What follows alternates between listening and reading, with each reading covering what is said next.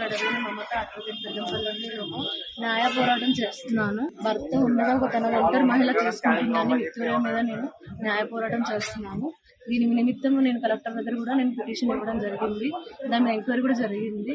అయితే నిన్న నన్ను ఆర్పీలు కొంతమంది రజిత మరియు కొంతమంది ఆర్పీలు పిలిపించి నన్ను అండ్ విక్టోరియా వాళ్ళు నందిని కూడా వాళ్ళు వచ్చారు. వాళ్ళు నందిని విక్టోరియా వాళ్ళు వచ్చి నా మీద విచక్షణరహితంగా ఒక న్యాయవాదాన్ని తెలుసుకొని కూడా నన్ను విచక్షణరహితంగా కడుపులో తన్ని విపరీతంగా కొట్టడం జరిగింది.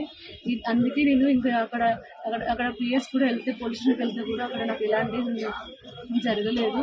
అండ్ అక్కడ నాకు చెకప్ ఇచ్చినా కూడా అక్కడ ఏం జరగలేదు.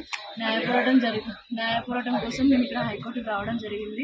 నాకు ఎమ్మెల్యే పిఏ ప్రసాద్ నుండి చాలా బెదిరింపులు వచ్చాయి, చాలా హెచ్చరింపులు వచ్చాయి. నేను చంపేస్తాను, నేను ఇది చేస్తాను, అది చేస్తానని. అక్కడ విక్టోరియా వాళ్ళ నందిని కూడా అక్కడ ఉండి బెదిరింపులు జరగడం జరుగుతుంది. నాకు చాలా ప్రాణహాని ఉంది. ఎమ్మెల్యే పిఏ నుండి నన్ను కాపాడగలరని నేను ఇక్కడ హైకోర్టు న్యాయ పోరాటం కోసం ఇక్కడికి వచ్చాను.